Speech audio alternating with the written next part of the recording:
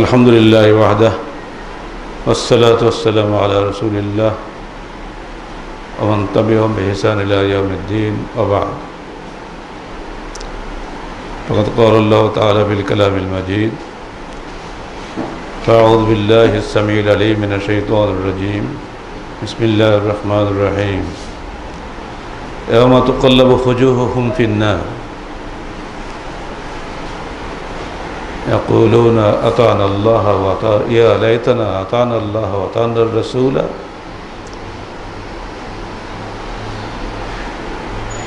وقالوا إننا أطعنا سادتنا وكبراءنا فأضلونا السبيل ربنا آتهم ضعفين من العذاب والعنهم لعنا كبيرا। সূরা আহজাব ৬৬, ৬৭, ৬৮ তিনটে আয়াতের আসুন আমরা কিছুক্ষণ পর্যালোচনা করি। প্রথমে আল্লাহ পাক নিয়ে আসছেন এভাবে, যেদিন তোমাদের চেহারাগুলোকে জাহান্নামের আগুনে উলট পালট করানো হবে, তার মানে এই পাশ পড়াবে ও পাশ পড়াবে, চারিপাশ ভালো করে পড়ানো হবে। আর চেহারা বলে পুরা দেহকে বোঝানো হয়েছে। চেহারা যেহেতু দেহের প্রধান অঙ্গ, এজন্য এখানে চেহারাকে আল্লাহ পাক উল্লেখ করেছে। তখন আমরা কি বলবো? ইয়া লাইতানা আতা'না আল্লাহ ওয়া আতা'না রাসূল। হায় যদি আমরা দুনিয়ায় থাকতে আল্লাহর আনুগত্য করতাম এবং রসুলের আনুগত্য করতাম, আমাদের এই চেহারাগুলোকে একটাও জাহান্নামে যাবে না মনে করেন? বলেন তো আপনাদের সাক্ষীটা শুনি একটু। আপনারা নিশ্চিত হয়ে গেছেন যে আমরা সবাই অবশ্যই জান্নাতে যাব? কোনো নিশ্চয়তা পেয়েছেন নাকি আল্লাহর পক্ষ থেকে? তাহলে আপাতত একটা আমাদের প্রত্যেকের মনে মনে চিন্তা করেন, যেদিন আমাদের প্রত্যেকের চেহারাকে জাহান্নামের আগুনে উলট পালট করা হবে, অর্থাৎ পরিপূর্ণভাবে জ্বালানো হবে, তখন কিন্তু আল্লাহ পাক আমাদের কথা বলার শক্তি দিবেন। আমরা তখন বলবো ইয়া লাইতানা আতা'না আল্লাহ ওয়া আতা'না রাসূল। হায় যদি আমরা আল্লাহর আনুগত্য করতাম এবং রসুলের আনুগত্য করতাম। এটা কিন্তু আমাদের প্রথম হতাশাব্যঞ্জক বক্তব্য থাকবে। এরপরে কিন্তু ক্রোধ সৃষ্টি হবে, যেহেতু আল্লাহকে বলা হবে যে আল্লাহ একবার ফিরিয়ে দেন, দুনিয়াতে আবার ভালো কাজ করে আসি। আল্লাহ তো অনুমতি দিবেন না। তখন আমরা বলবো কি, রব্বানা আতা'না সাদাতানা ওয়া কুবরা'ানা ফাআযাল্লুনা আস-সাবিলা রব্বানা আতিহিম দুইফাইন মিনাল আযাব ওয়া লা'আনহুম লা'নান কাবীরা। হে আমাদের প্রতিপালক, আমরা আনুগত্য করতাম আমাদের নেতাদের এবং আমাদের গুরুজনদের, বড়দের। তারাই আমাদেরকে সঠিক রাস্তা থেকে বিচ্যুত করেছে। অতএব রব্বানা, হে আমাদের প্রতিপালক, আতিহিম দুইফাইন মিনাল আযাব, তাদেরকে তুমি দ্বিগুণ শাস্তি দাও, ওয়া লা'আনহুম লা'নান কাবীরা, এবং সবচেয়ে বড় লানত তুমি তাদের উপরে দান করো। এই তিনটা হাত পরপর সাজিয়ে নেন। এবারে নিজেকে চিন্তা করুন, আমরা যারা বসে আছি, ধরে নিন না আমরা সব জাহান্নামী। আল্লাহ পাক রহমত করলে হয়তো বা কেউ জান্নাতে যাব। আমাদের আক্ষেপ হবে এই যে দুনিয়াতে কেন আল্লাহ এবং তার রসুলের আনুগত্য করি নাই। এবারে যুক্তি হবে এই, আমরা দুনিয়াতে আনুগত্য করতাম আমাদের নেতাদের এবং গুরুজনদের। এই দুটি শব্দের মধ্যে কি আমরা সবাই বের পড়ে যাচ্ছি না? নেতা যদি বলেন সেখানে আমরা আছি, গুরুজন যদি বলেন সেখানে আমরা আছি। প্রত্যেক পিতা তার পরিবারের নেতা, ঠিক না? প্রত্যেক শিক্ষক তার ছাত্রের নেতা, প্রিন্সিপাল তার শিক্ষক মহলের নেতা, কমিটির সভাপতি কমিটির নেতা। প্রত্যেকেই নেতা, প্রত্যেকেই কর্মী। এর জন্য হাদিসে এক কথা বলা হয়েছে, আলা কুল্লুকুম রাইন ওয়া কুল্লুকুম মাসউলুন আন রাইয়াতিহি, তোমরা প্রত্যেকেই দায়িত্বশীল এবং প্রত্যেকেই সব দায়িত্বের জন্য জিজ্ঞাসিত হবে।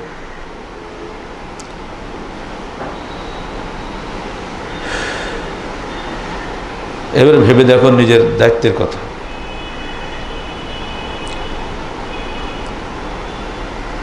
কিভাবে আল্লাহ রসুল তার ছাত্রদের, তার সাহাবীদের শিক্ষা দিয়েছেন। সোনামণির সম্মেলনে যে হাদিসটা আমরা প্রায়ই বলে থাকি, ওটাই খেলে একবার মনে মনে তাকান ১৫০০ বছর আগে একজন শিক্ষকের দিকে। চাচাতো ভাই নাবালক ছেলে আব্দুল্লাহ ইবনে আব্বাসকে ডেকে বলছেন, ইয়া বুনাইয়া ইয়া গোলাম উআল্লিমুকা বিকালাম, হে বৎস এসো আমি তোমাকে কিছু কথা শিখাবো, বিকালেমাতে। তার আগে তাকে পিছনে বসিয়ে নিয়েছেন, উটের হোক বা গাধার হোক পিছনে বসিয়ে নিয়েছেন, আমি তোমাকে কিছু কথা শিক্ষা দেব। কী সে কথাগুলো?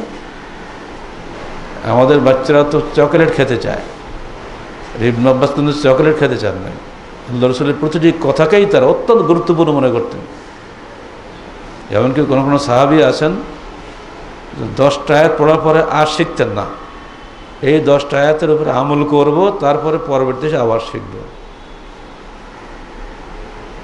এমন কোনো সাহাবী ছিলেন যারা পরস্পরের সাক্ষাৎ হলে সূরা আসর শোনাতেন, তারপরে ছাড়তেন।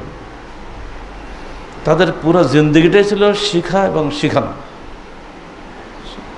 শুধু শিখানো নয়, নিজে শেখা আর অন্যকে সেটা বলা, শেখানো। তারপরে কি শেখাচ্ছেন?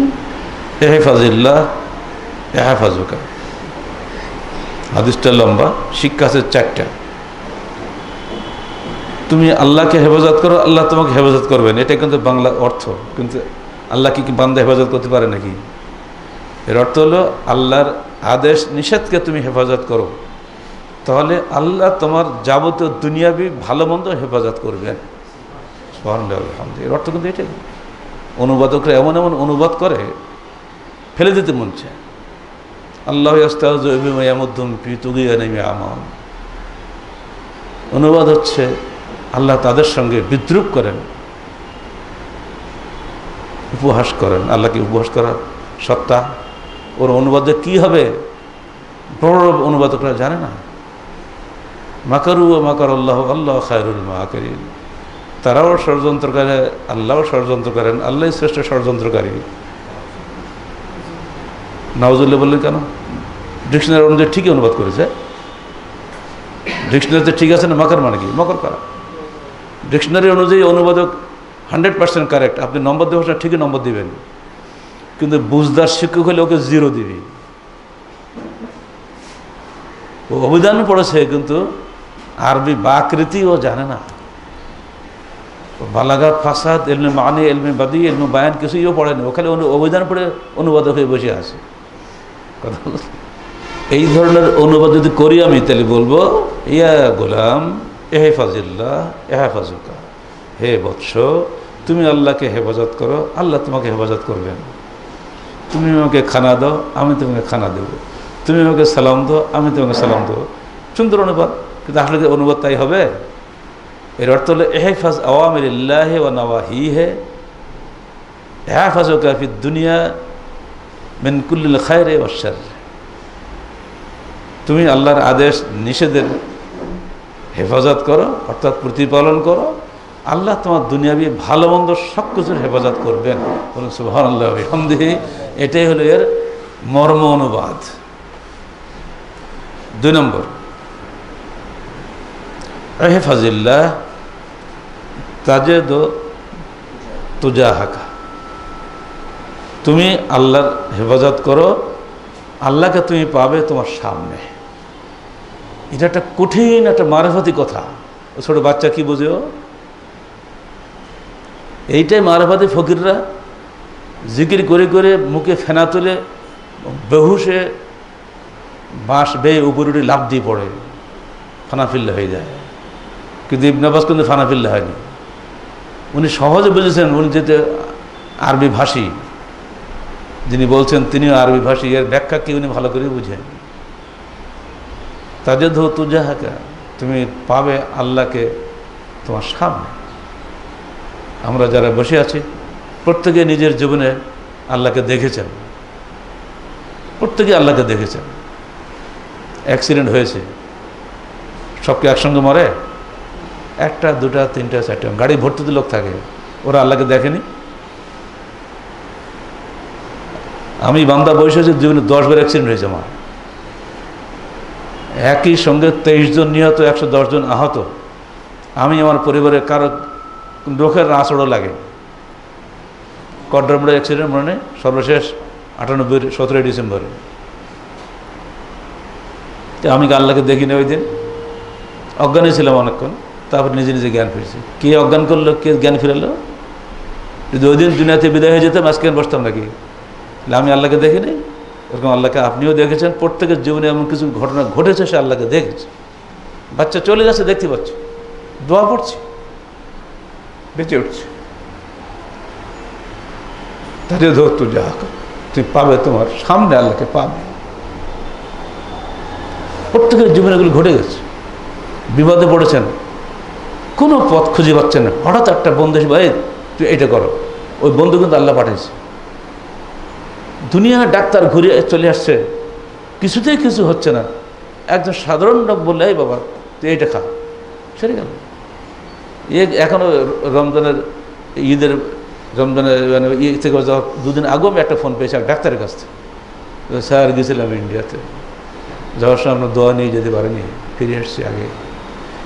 কিন্তু আমরা দুজনেই ডাক্তার, আমরা বাপ বেটা দুজনেই ডাক্তার, কিন্তু এখন আমাদের সিদ্ধান্ত হলো এই, আর কোথাও যাব না, সিরেফ আল্লাহ আল্লাহ করবো, আর যা আমার দুনিয়ার দায় নিজের সাধারণ জ্ঞান যা পাই তাই খাবো। আপনি কী খাচ্ছেন? কিন্তু অর্জুন খাচ্ছে, অর্জুন গাছ ছিলেন না, অর্জুন শাল কেলে হার্টের ট্রাভেল দূর হয়। উনি হার্টের রোগী, রাজশাহী মেডিকেল ছিলেন, বাঙ্গালোতে খুললেন, সব শেষ, এখন মধ্যে সব বাদ। অর্জুনের শাল আগে খেতে ওইটাই খাচ্ছে। বলছে আমি এখন একটু সুস্থ, এই জন্য আপনার সাথে সুন্দরভাবে কথা বলতে পারছি। বলেন এবার আল্লাহকে দেখেনিও? এজন্যই বলছি ভাই, হাদিসগুলো গভীর মনোযোগ দিয়ে বোঝার চেষ্টা করবেন, খালি অনুবাদ পড়াবেন না ছাত্রদেরকে। এহফাজিল্লাহ তাজিদহু তুজাহাকা, তুমি আল্লাহর হেফাজত করো, তুমি আল্লাহকে সামনে পাও। গেল 2 নম্বর। এরপরে কি বলা হচ্ছে? ইজা সাআলতা ফাসআলিল্লাহ ওয়া ইজা ইসতাআনতা ফাসতাইন বিল্লাহ। যখন তুমি চাইবে আল্লাহর কাছে চাও, যখন সাহায্য চাইবে আল্লাহর কাছে সাহায্য চাও। এবার এক ব্যাখ্যা দেন। ছেলেপিলে তো সব বাবার কাছে চায়, এটা নিয়ম। আর এমনি অবস্থা বাচ্চা ছেলে, তখন তো একবার ছোটো, গাড়ির পিছনে বসা মানে কি 5-7 বছর বয়স হবে, ও তাকেই উনি বলছেন যখন চাও আল্লাহর কাছে চাও। আর আমরা এসে বলি আরে ছেলে একটু গোস্ত খাতে চাইলে কিনতে পারলাম না, যদি একটু বেতন বেশি হতে হবে গোস্ত কিনতে পারতাম না। দেখছেন পার্থক্য কোথায়? আমরা এটা ছেলেকে বুঝাতে পারি না, বাবা যেটা তকদির আছে সেটি হবে, তার বাইরে একটা আসবে না। কোনো বাপ সন্তানকে যে কথা বলেছে আজ পর্যন্ত? খবরদার, আমার ইনকাম 10,000 টাকা, এটাই আমার রুজি, এর মধ্যে আমি খাবো, তুমি যদি 12,000 টাকার খানা চাও তোমার দেবো নাকি? আমার বাড়িতে যে মেয়েটা কাজ করে কাঁদতেছে, আমার স্বামী ওই নাম কথা আছে, মানে ছেড়ে চলে আর যায় বিয়ে করছে। দেখে না কত কষ্ট করে বাচ্চা দুটো মানুষ করেছে। আজকে ছেলে ঈদের দিন 3,000 টাকা দামের জিন্সের প্যান্ট কিনেছে, মায়ের জন্য 3 টাকা দিয়ে একটা কলাও কিনে আনে, কাঁদতেছে বাসায়। শিক্ষাটা কোথায় গেছে একবার দেখেন। তার মা আমাদের বাড়িতে কাজ করে খাচ্ছে, কত কষ্ট করে এই রমজান মাসে, আর সে এসে দুঃখ করতেছে। এরকম কি একটা ঘটনা মনে করেন নাকি? প্রতি পরিবারে হিসাব করলে এরকম পাবেন। যে ছেলে বেয়াড়া হয়ে যাচ্ছে, ওই ছেলের সামনে যদি আপনি তকদিরের ওয়াজ করতেন, নিঃসন্দেহে ওই ছেলে বেয়াদুরি হতো না। কারণ ইমানের স্তম্ভ হলো 6টা, তার শেষেরটা তকদির না। এই তকদিরের ওয়াজ আপনি খুতবায় করেন, ওয়াজ মাহফিলি করেন, বাড়িতে কখন করেছেন? যে বাবা ইমানের স্তম্ভ কিন্তু 6টা, মনে রেখে তোমরা সবাই, হে বউ, হে মা, হে ভাবি, এই ছেলে শোনো, এই 6টা স্তম্ভ যার নাই, একটা না থাকলে সে ইমানদার থাকে না। যদি সে পরিবারে শুনতো আপনার মারা হায় লাগতো না, এমনি ঘরে বসে শিখে নিত। আচ্ছা, আল্লাহ নবী কিন্তু মসজিদ শেখাচ্ছেন না, গাড়ি নিজের পরিবহনের পিছনে বসতে ছেলেটা তাকে এনে শেখাচ্ছেন, ইয়া বুনাইয়া ইজা সাআলতা ফাসআলিল্লাহ, হে বৎস, যখন তুমি কিছু চাইবে আল্লাহর কাছে চাও, ওয়া ইজা ইসতাআনতা ফাসতাইন বিল্লাহ, যখন সাহায্য চাইবে আল্লাহর কাছে সাহায্য চাইবে। ইব্রাহিম আগুনে ছিঁড়ে ফেলার সময় কি আল্লাহকে সাহায্য চাননি? হাসবি আল্লাহ বলেননি? আমরা তো সেই নবীর উম্মত। এরপরে চূড়ান্ত কথাটি আল্লাহ রসুল বললেন, দেখো, ওয়ালাইন ইজতামাআতিল ইনসু ওয়াল জিন্নু আলা ইয়ানফাউকা বিশাইইন লা ইয়ানফাউকা ইল্লা মা কাতাবাল্লাহ। ইনসান এবং জিন সবাই মিলিতভাবে যদি চেষ্টা করে তোমার কোনো উপকার করার, কখনোই কিছুই উপকার তোমার করতে পারবে না ইল্লা মা কাতাবাল্লাহ, যতটুকু আল্লাহ লিখে রেখেছেন তার বাইরে। কি যাতা ব্যাপার নেই, কথাটা সাংঘাতিক কথা হচ্ছে না? আর যদি সবাই চেষ্টা করে তোমার ইয়াদুররুক, তোমার ক্ষতি করার জন্য, কিছুই ক্ষতি তোমার করতে পারবে না ইল্লা মা কাতাবাল্লাহ, যেটা আল্লাহ তোমার জন্য লিখে রাখছে। এটাই আসেন কোরআন থেকে দলিল নেন, লা ইউসিবানা ইল্লা মা কাতাবাল্লাহু লানা। আপনারা পড়েন নাকি, পাবেন না, সমস্যা তো নাই। লা ইউসিবানা ইল্লা মা কাতাবাল্লাহু লানা হুয়া মাওলানা ওয়া আলাল্লাহি ফালইয়াতাওয়াক্কালিল মুমিনুন। কি চমৎকার একটি আয়াত, যথেষ্ট নয় কি? আমাদের কোনো কিছুই পৌঁছে না ইল্লা মা কাতাবাল্লাহু লানা, অতটুকু পৌঁছে যতটুকু আল্লাহ আমাদের জন্য লিপিবদ্ধ করে রেখেছেন। হুয়া মাওলানা, তিনি আমাদের অভিভাবক। ওয়া আলাল্লাহি ফালইয়াতাওয়াক্কালিল মুমিনুন, অতএব বিশ্বাসীদের উচিত আল্লাহর উপরে ভরসা করা। আসেন হাদিসে 70,000 উম্মত বিনা হিসাবে জান্নাতে চলে যাবে, তার একদল তো ওয়ালা রাব্বিহিম ইয়াতাওয়াক্কালুন, তারা সারা জীবনে ওষুধপত্র কিচ্ছু খায়, সে আল্লাহর প্রতি তাওয়াক্কুল করছে। কি যাতে ভাবেন নাকি? একজন লোক এসে বলে, হে আল্লাহ রসুল, আমি উট চড়াই খাই, এই আমার উট আসলে খুব বেড়া যায়, তো ও না বাঁধা হলে পালাবেই, আর ঘোড়াও এরকমই। হাফেজ সাহেবদের বলা হয়েছে, তোমার হেফস টিকবে না, তুমি ঘোড়ার মতোই, ও খালি পালাবে, অত ঘন ঘন পড়ো। ওখানে আল্লাহ রসুল ঘোড়ার উদাহরণ দিয়েছেন, আর এখানে আসে উটের উদাহরণ, যে উট যদি আমি বেঁধে না রাখি, উট তো চলে যাবে, আমি তকদিরের ভরসা করে উট থাকবে? দেখেন, সে যুগের 1,500 বছর আগের মানুষের যে প্রশ্ন ছিল, আজকে আমাদের মধ্যে সে একই প্রশ্ন নেই। আমি কাজকাম করবো না, শুধু আল্লাহ করবো, তাকে রুজি আসবে নাকি? প্রশ্ন তাদেরও ছিল, প্রশ্ন আমাদেরও আছে। এবার আল্লাহ রসুল জবাব দিচ্ছেন, ইকাল্লাহা ওয়ালিয়াতাওয়াক্কাল, উটটা বাঁধো এবং তাওয়াক্কুল করো। কি বোঝা গেল দিয়ে? ওই হাদিসের ব্যাখ্যা কিন্তু হয়ে গেল। আপনি বাঁধবেন এবং তাওয়াক্কুল করবেন, বাঁধলেই যে আপনার উট থাকবে এটা কে বলেছে আপনাকে? কাজ করলেই যে কাজের সফলতা আসবে এটা বলার অধিকার আপনার নেই। পরীক্ষা দিলেই যে ফার্স্ট হবে এ অধিকার আপনার নেই। কাজ করলেই এটা খেলাম স্বাস্থ্য ভালো হবে কে বলেছে? পেটের মধ্যে ওটা আমাশা হবে, কোনোই কাজে লাগছে না। ওষুধ খাচ্ছেন, উপকার নেই, ও মালিক আল্লাহ, আপনি খাবেন বাস, আপনার খেতে আপত্তি করা হবে না, কিন্তু ওটা উপকার করা না করা মালিক আল্লাহ। কল্পনা করা যায়? ঈদের দিন যে মানুষ আমার বাড়িতে খেয়ে যে কি আনন্দের সাথে গেল, পরের দিন শুনছি আমার মেয়ে বলছে, আব্বা ব্লাড, ওটা কি বলে, না না প্রেশার না বাবা, ওটা ওই যে রক্তর কণিকা হঠাৎ করে কমে যে 5-এর নিচে নেমে আসছে, হেমোগ্লোবিন। কেন তা জানি না। তোমার ডাক্তার শাস্ত্রে কী বলে? আমাদের ডাক্তার শাস্ত্রে এর কোনো জবাব নেই। খাদ্য থেকে রক্ত তৈরি হয় এটুকুই আমরা জানি, রক্ত কিভাবে তৈরি হয়, রক্ত কিভাবে বিচ্ছিন্ন হয় এক বলার ক্ষমতা আমাদের নাই। মেয়ে বলছে যে ডাক্তারে পাশ করে আসলাম, সর্বোচ্চ ডিগ্রি নিয়ে আসলাম, এতে আমাদের কোনো ক্ষমতা নেই। অথচ সে কিন্তু ভালো, দিবি এদের পরের দিন আসলাম বাসায়, দিবি খেয়ে দিয়ে চলে গেল। আপনার দেহে রক্ত কাজ করে ততক্ষণ যখন আল্লাহর হুকুম থাকবে। এখন সেই রক্ত বাড়ানোর কোনো বুদ্ধি আছে তো? এখন পর্যন্ত আবিষ্কার হয়নি পৃথিবীতে। নতুন রক্ত বানিয়ে ওখানে দেওয়া, অথবা ওই রক্তটা আবার জোড়া লাগিয়ে শক্তিশালী করা, এই আজ পর্যন্ত বিজ্ঞানরা আবিষ্কার করতে পারেনি। তাহলে এই দেহের মধ্যে আমার রক্ত কণিকা প্রতি 4 মাস পর পর মরতেছে, 4 মাস পর পর জন্ম হচ্ছে, এর মধ্যে কিয়ামত হচ্ছে না? কিয়ামত হতে মরা লাগবে নাকি? কিয়ামত ডেলি হচ্ছে।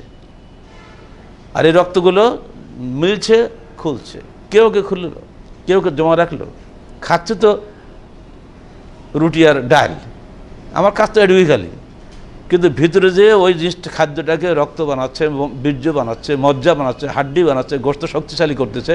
আর বুড়ো বয়সে এত খাই তো গায়ে বল হয় না, আর ইয়ং বয়সে না খেয়ে লাভ দিয়ে বেড়াচ্ছি, এগুলো কে করছে? এগুলোর মালিক একজন নাই, তিনি হচ্ছেন আল্লাহ। ফাতাবারাকাল্লাহু আহসানুল খালিকিন, মহাপবিত্র তিনি, কতই না সুন্দর সৃষ্টিকর্তা তিনি। ওয়াদারাবানা মাসালান নাসিয়া খালকাহু ক্বালা মান ইউহয়ি দাম ওয়া হিয়া রামীম। মানুষ আল্লাহ সম্পর্কে আজেবাজে কথা বলে, অথচ সে নিজের সৃষ্টি সম্পর্কে ভুলে যায়। দেখ না বাবা, তোর নিজের দেহের মধ্যে আমি বসে আছি। চিন্তাশীলদের জন্যই তো কোরআন হাদিস, বোকাদের জন্য কাজে লাগবে না এগুলো। বোঝা গেল? আপনি অবশ্যই চেষ্টা করবেন, কিন্তু চেষ্টার ফল দেওয়ার মালিক আল্লাহ। লাইসাল ইনসান ইল্লা মা সা, মানুষ চেষ্টার বাইরে কিছুই পাবে না। ওই জন্যে মুসাকেও বলা হচ্ছে, এই বেটা খালি দোয়া করলে হবে? লাঠি দিয়ে সাগরের বুকে মার, সাগরের লাঠি মেরে লাভটা কি? কিন্তু বোঝে ভালো করে, কিন্তু একটু কাজ হলেও তোমার করা লাগবে। মুসা তাই করলো, বা সাগর 12টা ভাগ হয়ে গেল। এখন তুমি মারো দিই, ভাগ হয় কি? তো মানে মুসাকে বুঝিয়ে দেওয়া হলো, হ্যাঁ মুসা, তুমি যতই দোয়া করো, তোমার কিছু বাস্তবে করা লাগবে। তুমি একটু করো, তুমি 1 পা আগো আমার দিকে, আমি তোমার 2 পা আগে যাবো। এটাই এখানে শিক্ষা নয় কি? আমরা প্রত্যেকে যারা বসে আছি, প্রত্যেকে কিন্তু এই তকদিরের মধ্যে বসে আছি। আমার জন্মের আগে 4 মাস বয়সে আমার মায়ের গর্ভে যখন ছিলাম, আমার কপালে লিখে দিয়ে যান তকদির, আমার কি কোথায় থাকবো, কোথায় বাড়বো। এরপর কোরআনেও নাই ইয়ালাম মুস্তাওদাহা ও মুস্তাকাররা, কোথায় থাকবো অস্থায়ী ঠিকানা, কোথায় হবে স্থায়ী ঠিকানা, সব আল্লাহ লিখে দেয়নি? আপনি যে মাদ্রাসার শিক্ষক হবেন, এ তো আপনার জন্মের আগে লেখা। আর যদি কেউ চলেও যায়, নিঃসন্দেহে ওটাও তার তকদিরে ছিল, এই জন্য সে চলে গেছে। ওটা তার তকদিরে নেই, যে দুঃখ নেই, হতাশার কিচ্ছু নাই, আনন্দ নেই, বিষাদও নেই, সব কিছু আল্লাহ তকদির অনুযায়ী হয়। এই বিষয়গুলো সামনে রাখবেন, আর হাদিসটা সামনে রাখেন, কোরআনের আয়াতটা মাথায় রাখেন, আর হাদিসটা সামনে রাখেন। এবার ইবনে মাসউদের একটা হাদিস আপনাকে আরও পরিষ্কার করে দিবে। ইবনে মাসউদ বলছেন, একদিন আল্লাহর রাসূল আমাদের সামনে আসলেন, এসে কি বললেন? ইয়া আইয়ুহান নাস মা আমারতুকুম বিশাইইন ইউকাররিবুকুম ইলাল্লাহ ইল্লা আমারতুহু ওয়া মা মিন শাইইন ইউবাইদুকুম ইউকাররিবুকুম ইলাল নার ইল্লা নাহাইতুকুম আনহু ওয়া ইন্না জিবরিল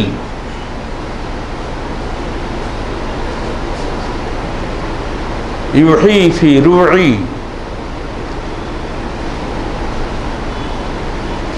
আন্না নাফসা লান তামুতা হাত্তা তাস্তাওফিয়া রিজকাহু ফাআজমিলু বিত-তালাব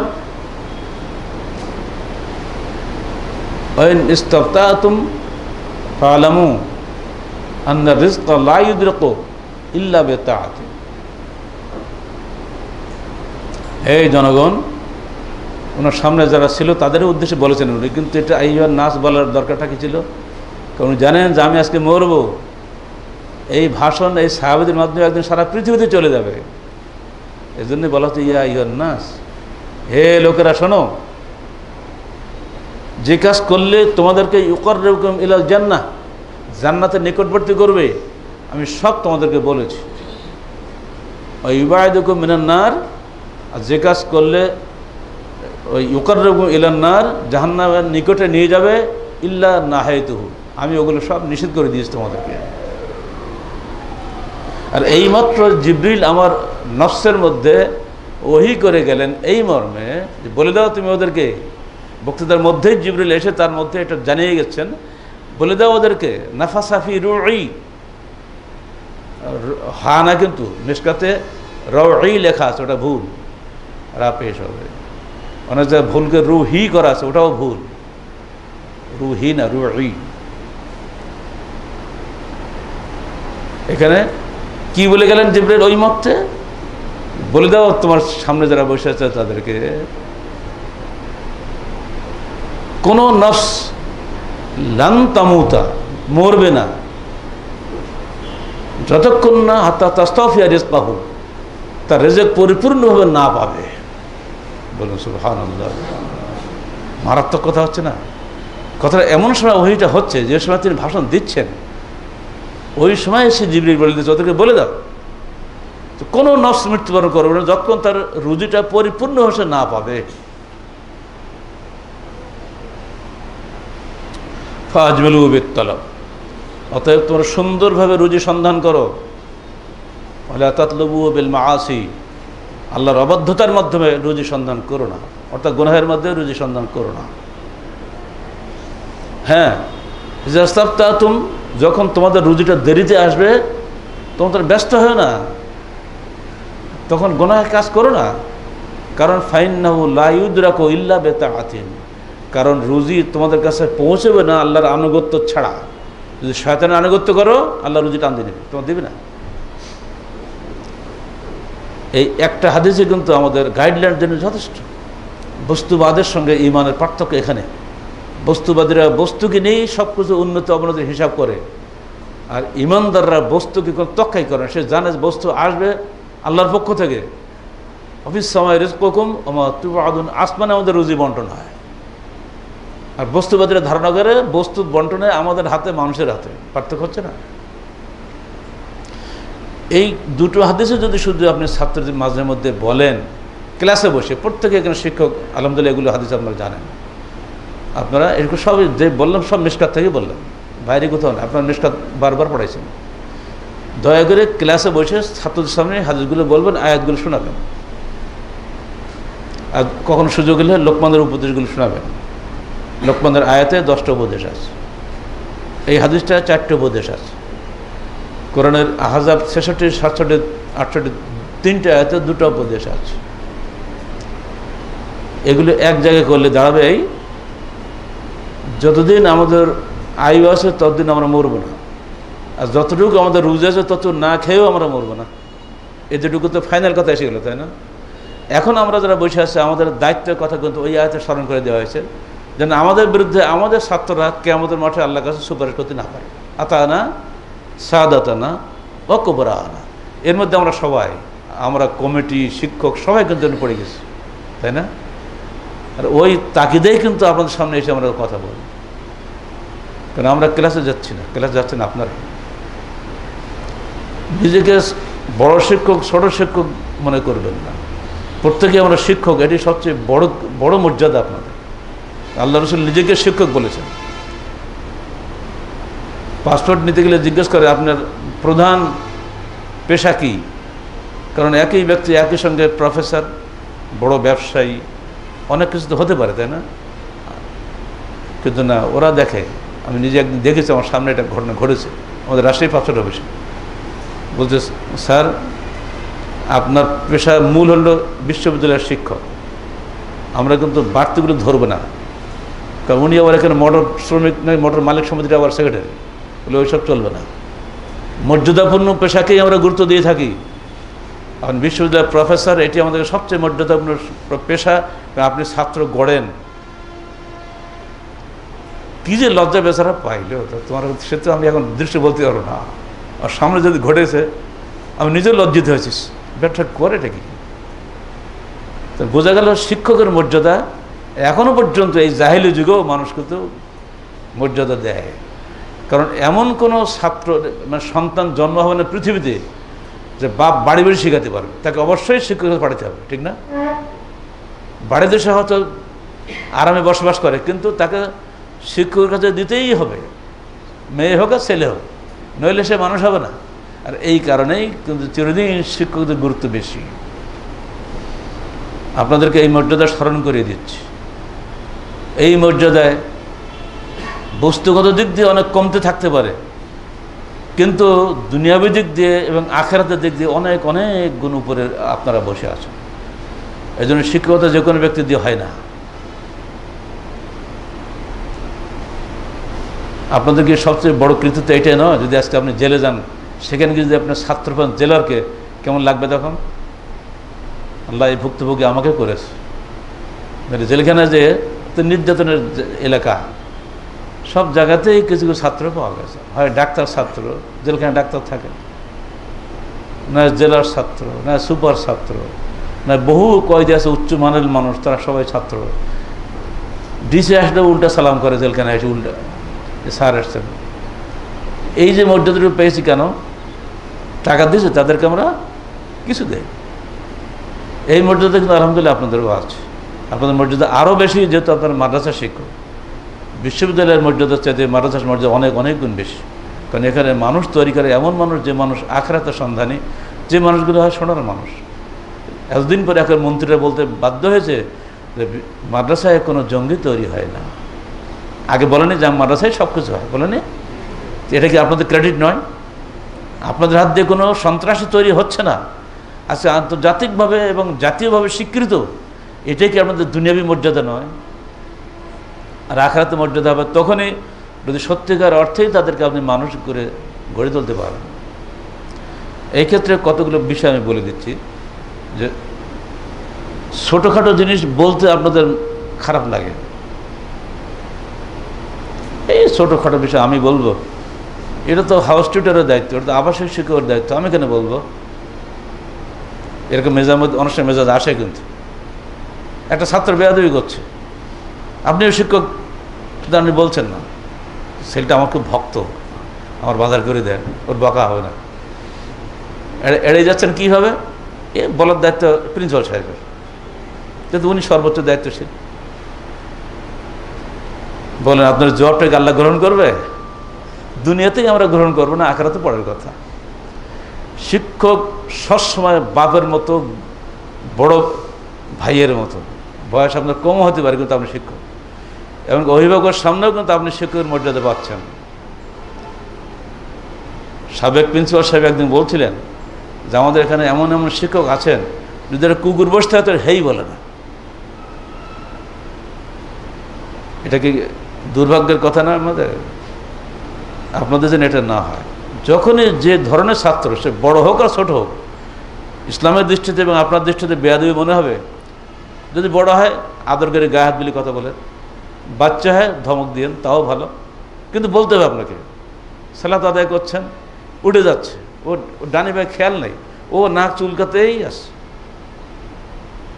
ও যদি কেরাত হয়ে গেল, রুকোতে গেল, এইবার তো নাক চুলকানো বন্ধ হইল। আপনি কিন্তু আমার পাশে সালাত আদায় করছে, আপনি কিন্তু দেখলেন, আপনি কিছুই বললেন না। ও তো ইমামের দায়িত্ব, আমার কোন দায় পড়ে গেছে? হবে না। আপনি স্কুলে মাদ্রাসার বারান্দাতে ঘুরছেন, এক জায়গায় দেখছেন কাগজ ফেলানো আছে, এই কাগজটা কে ফেললো? খুলে এটুক বলেন, এবারে কাগজটা দপ্তরে না ডেকে নিজে উঠান। আর আব্বা বলতেন, বাবা প্রত্যেকটা কাগজের মধ্যে বিদ্যা লেখা থাকে, জ্ঞানের কথা লেখা থাকে, খবরদার কোনো কাগজকে পায়ে দিয়ে মারাইও না।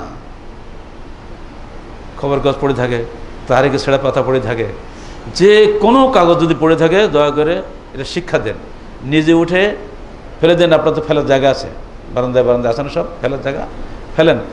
আপনি যে উঠালেন, ছাত্র কিন্তু দেখলো, দেখে কিন্তু শিখলো না, এই কাগজটা ঠিক করা যাবে না, নষ্ট করা যাবে না।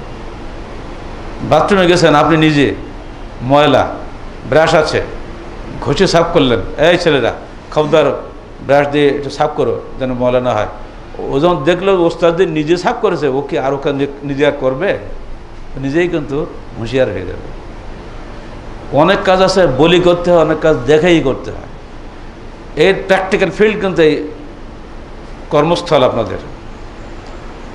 ক্লাস টাইমে ক্লাসের পড়াতে পড়াবেনই, যেটা আমাকে আগে ডক্টর সাখাওয়াত বলেছে চমৎকারভাবে, যে বাড়তি কথা আপনাকে বলতে হবে। যদি আপনি বাড়তি কথা না বলতে পারেন তো আপনি কেন শিক্ষক হলেন?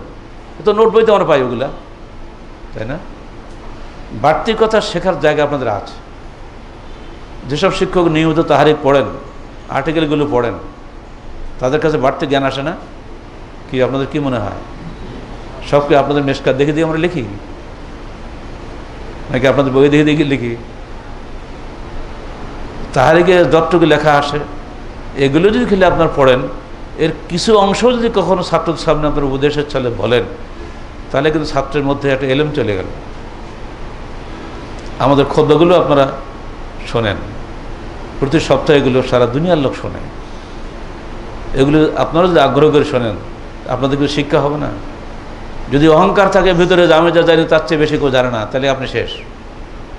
আপনার পতন ওখানেই, যেদিন আপনি কথা বলবেন ওদিন থেকে পতন শুরু হয়ে যাবে, আর একদিন আপনি টিকতে পারবেন না। সারা জীবন ধরে একই বক্তৃতা করে যাচ্ছেন, জীবন ভোর শ্রেষ্ঠ বক্তা আপনি, কিন্তু ওই পর্যন্ত শেষ। কারণ আপনি এলেমের কোনো তারাক্কি নেই, যেহেতু আপনি পড়েন না। পড়ার সময় কোথায়? প্রতি রাত্রি জলসা। এত ওয়াজ করি যে নিজের ওয়াজ করারই সময় নেই। সারা জীবন লোকের ওয়াজ করলাম, নিজের বাড়ি কোনো ওয়াজ করে নেই। তাহলে বহু আলেমের ছেলেবিলাসকে যারা ফাঁসিতে ঝুলি মরল, বিখ্যাত আলেমের সন্তান না দুটা? কি ওরা বলেন? রাহালের সন্তান না? এবং মদিনা ফারেক না? সন্ত্রাসী বদনাম নিয়ে, বিশ্ব ইতিহাসে শ্রেষ্ঠতম বদনাম নিয়ে দুনিয়া থেকে বিদায় হলো আহলে হাদিস আলেমের সন্তান। কারণ উনি ওনার জীবনে বাংলাদেশের শ্রেষ্ঠ বাগ্মী ছিলেন। আমি মনে করি আজ পর্যন্ত ওনার তুলনায় কোনো বাগ্মীর সৃষ্টি হয় নাই, কিন্তু নিজের পরিবারকে উনি কোনো বক্তৃতা করেন নাই। যদি করতেন তার ছেলেদের এই দুর্দশা হয়তো। এই জন্য আপনাদেরকেও বলবো, নিজের সন্তানগুলোকে গড়ে তোলেন, আর ছাত্রদেরকে নিজের সন্তানের চাইতে ভালোবাসেন। কারণ কোন ছেলে বা কোন মেয়ে আপনার উপকারে লাগবে এটা হচ্ছে হাদিসে রয়েছে, সেটা আপনি জানেন না। আপনার ছাত্র আপনার কাজে লাগবে, আপনার সন্তান কাজে লাগবে না। এটা বুঝতে চাইলে একটু জেলখানাতে ঘুরে আসেন। জেলখানাতে আপনার সঙ্গে আপনার ছেলে যাবে না, বউও যাবে না, অন্যের ছেলেরাই আপনার সেবা করবে। তারা যদি কখনো আপনার ছাত্র থেকে থাকে, তাই নওদাপাড়া হোক আর বিশ্ববিদ্যালয় হোক আর কলেজে হোক, ইনশাল্লাহ ওই ছাত্র আপনাকে সেবা করবে, আপনার ক্ষতি করবে না। তাহলে বোঝা গেল, আপনি শুধু সন্তানের দিকেই দায়িত্ব পালন করবেন না, ছাত্ররা আপনার সন্তানের চাইতে অনেক বেশি উপকারী হতে পারে, তাদের প্রতিও পূর্ণ স্নেহ নিয়ে আপনি দায়িত্ব পালন করুন। ইনশাল্লাহ আপনি কিছুই যদি না পারে আপনার জন্য, ও তো আপনার জন্য দোয়াটা করবে। আমার ওস্তাদ আজকে মারা গেছে, জানাজা যেতে পারলাম না, শুনলেই কিন্তু দোয়া বেরিয়ে আসবে। নওগাঁ জেলখানায় বসে আমি আমার শিক্ষকের মৃত্যু সংবাদ শুনেছি, অন্তর থেকে দোয়া বেরিয়ে গেছে। উনি ঢাকা ইউনিভার্সিটিতে আমার আরবি শিক্ষক ছিলেন। আর একজন শিক্ষক মারা গেলেন, আমি তখন বগুড়া জেলখানায়। উনি শুধু আমারই শিক্ষক নন, উনি ডক্টর বারি সাহেবের শিক্ষক, এবং উনি ডক্টর ইসাহাকেরও শিক্ষক। বাংলাদেশের অত্যন্ত নাম করা একজন প্রফেসর ডক্টর শহীদুল্লাহর জামাই, তিনি আমাদের ঢাকা ইউনিভার্সিটির প্রফেসর এমিরেটাস ছিলেন। প্রায় 7 বর্ষ আয়ু পেয়ে তিনি বিদায় হয়ে গেলেন। আমাদের যুব সংঘের প্রথম সম্মেলন যে ঢাকাতে ছিল, সেখানে উনি চিফ গেস্ট ছিলেন। তিনি খুশিতে বলেছিলেন, জীবনে বহু সেমিনারে গেছি, কত বাহাবা পেয়েছি, আজকে একটাই মাত্র সেমিনারে এলাম, কোনো বাহাবা পেলাম না, শুধু আলহামদুলিল্লাহ সুবহানাল্লাহ, কতই না সুন্দর এই সেমিনার। উনি কিন্তু হানাফি, এত খুশি হয়েছিলেন। দুর্ভাগ্য তখন তো এই সময় তো তোমাদের এইসব কলকাবজা আবিষ্কার হয়নি, নাহলে রেকর্ড করে থাকলে তোমরা শুনতে পাইছি। ওই মানুষটা মারা গেলেন তখন আমি বগুড়া জেলখানায়, ডক্টর সাইদুল হক সাহেব। তো এই যে মানুষগুলো চলে যায়, উনি কিন্তু জানেন না যে আমি তার জন্য দোয়া করেছি, আল্লাহ জানেনি। ইমাম ইবনে তাইমিয়ার পরে ডক্টরেট করা মানুষ। এই ছাত্রদের দোয়া আমি কেন বলছি, আমার দোয়া যখন আমার শিক্ষক পেয়েছে, আপনাদের দোয়া আপনাদেরকে আপনাদের ছাত্ররা দোয়া করবে না? দোয়া তো তখনই করবে যখন সে জানবে আমার শিক্ষকটা আদর্শ শিক্ষক ছিলেন। যদি শিক্ষক যদি আদর্শহীন শিক্ষক থাকে, তাদেরকে দোয়া করবে? ও বলবো বদমাস গেছে ভালোই। আপনাদের কাছে আমার একটা দাবি থাকবে, এই ছাত্রগুলোকে সন্তানের তুল্য স্থান থেকে গড়ে তোলেন, আর নিজের এই সেবা দেওয়ার সুযোগটা যে আপনারা পেয়েছেন, এই জন্য আল্লাহ শুকরিয়া আদায় করেন। লাইন শাকারতুম লাযিদান্নাকুম ওয়া লাইন কাফারতুম ইন্না আযাবি লাশাদীদ। শুকরিয়া করলে আল্লাহ বেশি দিবেন, আর অস্বীকার করলে আল্লাহর শাস্তি দিবেন।